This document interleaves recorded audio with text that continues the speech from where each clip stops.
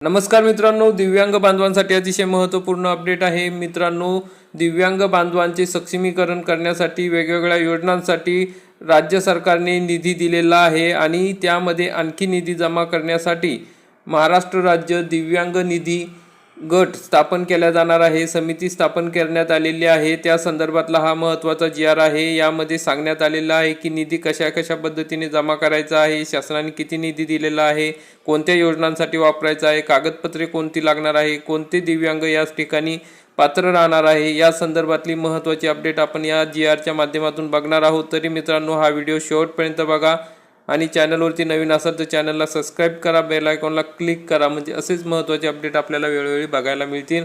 मित्रांनो, आपण या ठिकाणी GR बघू शकता। दिव्यांग व्यक्ती हक्क अधिनियम 2016 मधील कलम 88 नुसार महाराष्ट्र राज्य दिव्यांग निधी तयार करण्याबाबत महाराष्ट्र शासन दिव्यांग सक्षमीकरण विभाग यांचा 27 मार्च 2026 रोजीचा हा GR आहे।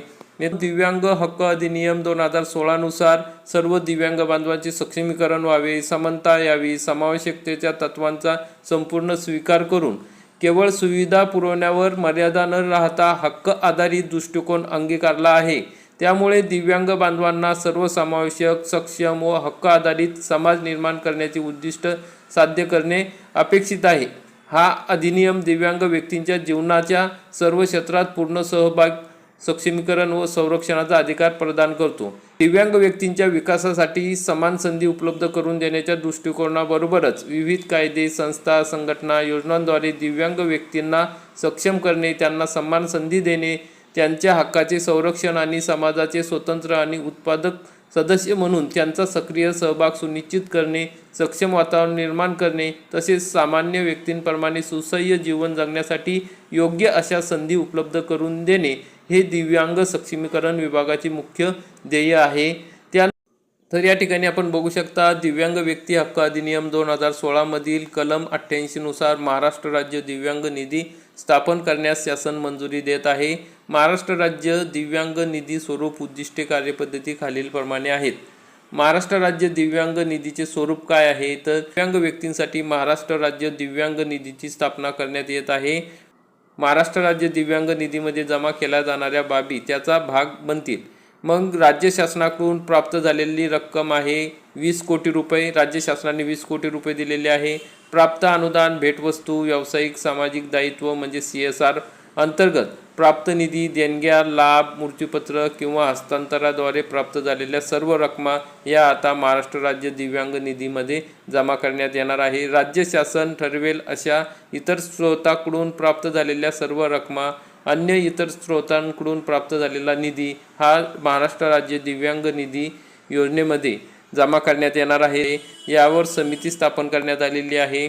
या निधीचा वापर आता कशा पद्धतीने करण्यात येणार आहे तर दिव्यांग बांधवांचे पुनर्वसन, त्यांचे कल्याण, त्यांचे सक्षमीकरण करण्यासाठी कार्यक्रमाची अंमलबजावणी करणे, त्यासाठी केंद्र शासन, राज्य शासन, वित्तीय महामंडळे अथवा स्थानिक संस्थांद्वारे कार्यान्वित कोणत्याही योजनांमध्ये समाविष्ट नसलेल्या, पुरेसा निधी उपलब्ध नसलेल्या कार्यक्रमांना वित्तीय सहाय्य करणे, नियम व नियमात अंतर्भूत असलेल्या दिव्यांग व्यक्तींची समग्र वृद्धी, पुनर्वसन, सक्षमीकरण आणि कल्याणासाठी करावयाच्या इतर कार्यक्रमांकरिता किंवा उपक्रमांकरिता सहाय्य करणे। उपरोक्त उद्देशांसाठी अधिनियमाच्या तरतुदीच्या अंमलबजावणीच्या उद्देशाने अनुषंगिक आणि अनुकूल असलेल्या इतर सर्व बाबी, नियामक मंडळे ठरवलेल्या इतर कोणतेही उद्देश या अधिनियमाअंतर्गत होणाऱ्या राज्य दिव्यांग निधीसाठी प्रशासकीय अथवा इतर खर्च देणे, त्याचा प्रत्येक प्रस्ताव नियामक मंडळापुढे मान्यतेसाठी सादर केला जाईल। नियामक मंडळास योग्य वाटल्यास राज्य दिव्यांग निधीचे व्यवस्थापन विनियोगाकरिता आवश्यकतेनुसार कर्मचारी वर्ग नियुक्त करू शकेल। अशा पद्धतीने आता ज्या ठिकाणी गरज लागेल, ज्या ठिकाणी निधी कमी पडेल, अशा ठिकाणी दिव्यांग बांधवांसाठी हा निधी वापर केला जाणार आहे। महाराष्ट्र राज्य दिव्यांग निधीच्या विनियोगाची कार्यपद्धती कशी असणार आहे, त्या ठिकाणी राज्य दिव्यांग निधी नियामक मंडळाकडून मंजूर केला जाईल। आयुक्त दिव्यांग सक्षमीकरण प्राप्त प्रस्तावांची छाननी करून योग्य प्रस्ताव 30 दिवसाच्या आत अभिप्राय व शिफारशीसह दिव्यांग सक्षमीकरण विभाग यांच्याकडे सादर करतील। दिव्यांग सक्षमीकरण विभाग प्राप्त प्रस्ताव याच्यावर विचार करतील। त्या निधीच्या वितरणाची पद्धत ही शासनाने वेळोवेळी निर्धारित केलेल्या मानकांनुसार असेल। महाराष्ट्र राज्य दिव्यांग निधी. महाराष्ट्र राज्य दिव्यांग निधीतील राज्य शासनाचे भाग भांडवल आहे 20 कोटी रुपये या ठिकाणी असणार आहे. पात्रता काय असणार आहे, आवश्यक कागदपत्रे काय असणार आहे, तर महाराष्ट्र राज्य दिव्यांग निधीबाबत लाभार्थी वैयक्तिक तसेच नोंदणीकृत संस्था यांची पात्रता ठरवणे व अनुषंगिक आवश्यक बाबी ठरवण्याचे निर्णय नियामक मंडळाच्या बैठकीत घेण्यात येणार आहे. दिव्यांग राज्य निधीच्या खर्चाबाबत मार्गदर्शक सूचना नियामक मंडळाच्या मान्यतेने स्वतंत्ररित्या निर्गमित करण्यात येणार आहे. तर मग मित्रांनो, अशा पद्धतीने अर्थसंकल्प, वार्षिक अहवालसुद्धा सादर केला जाणार आहे. लेखापरीक्षणसुद्धा या पैशांचं होणार आहे.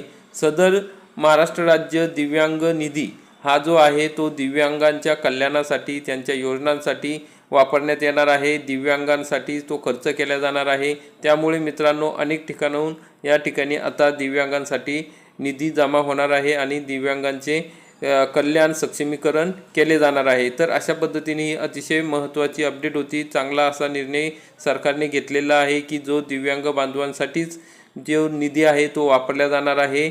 तर मित्रांनो, जास्तीत जास्त दिव्यांग बांधवांपर्यंत हा व्हिडिओ नक्की शेअर करा आणि याच्याविषयी आणखी अपडेट मिळाल्यास आपल्यापर्यंत नक्की माहिती पोहोचू. व्हिडिओ आवडल्यास व्हिडिओला लाईक करा, चॅनलला सबस्क्राईब करा. धन्यवाद. जय हिंद, जय महाराष्ट्र.